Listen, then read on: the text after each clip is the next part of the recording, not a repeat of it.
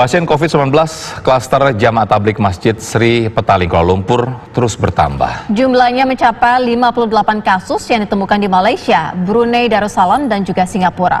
Sementara seorang warga Indonesia dinyatakan positif infeksi virus corona di Malaysia.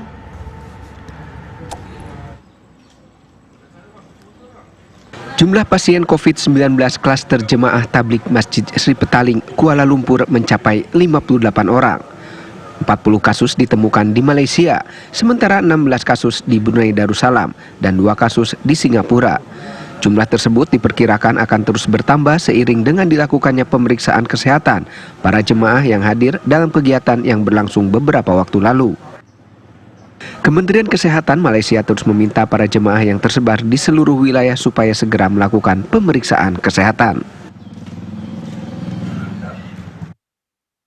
Kementerian Kesehatan Malaysia menginformasi bahwa terdapat seorang WNI yang dinyatakan positif terinfeksi virus corona. Sementara itu, KBRI Kuala Lumpur mengaku belum mendapatkan konfirmasi resmi dari pihak Kementerian Kesehatan Malaysia.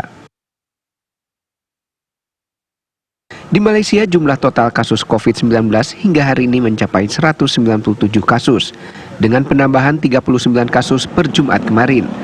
Akibat lonjakan cukup tajam tersebut, pemerintah Malaysia memutuskan untuk menangguhkan segala aktivitas melibatkan massa, termasuk kongres, acara olahraga, kegiatan sosial, serta keagamaan hingga 30 April mendatang.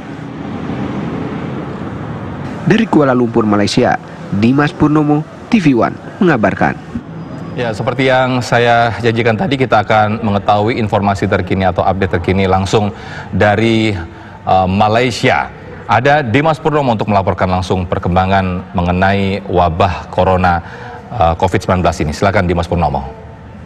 Baik, terima kasih Sofyan dan pemirsa. Hingga petang ini, jumlah kasus COVID-19 di Malaysia mencapai 238 kasus, termasuk 43 kasus klaster Jamaah Tabligh Masjid Petaling. Pihak Kementerian Kesehatan Malaysia sendiri masih melacak para jamaah lainnya untuk diminta melakukan pemeriksaan diri. Bahkan pihak aparat kepolisian di Raja Malaysia turut dilibatkan untuk mengidentifikasi para jamaah yang turut dalam kegiatan tersebut. Hal ini dilakukan karena hanya terdapat 1.500 jamaah saja yang terdaftar dalam perkumpulan tersebut.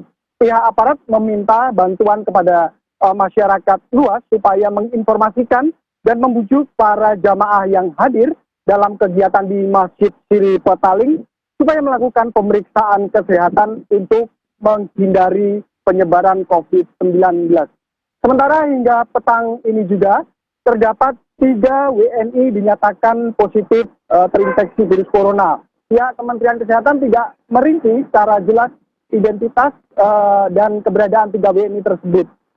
Keberadaan 3 WNI tersebut terdapat dalam daftar yang dikeluarkan oleh Kementerian Kesehatan Malaysia. Hingga petang ini juga kami telah mencoba mengkonfirmasi kepada Dirjen Kementerian Kesehatan Malaysia, namun pihaknya masih enggan mengungkap lebih detail terkait WNI tersebut.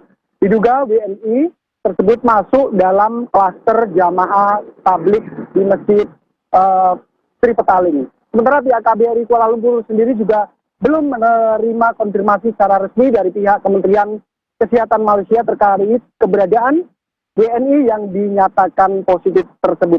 Sementara itu terkait dengan jamaah tabligh asal Indonesia yang mengikuti kegiatan di Masjid Sri Petaling, berdasarkan informasi dari salah satu panitia WNI yang berhasil kami hubungi, mengungkapkan bahwa 696 WNI merupakan jamaah yang datang langsung dari Indonesia ke Malaysia.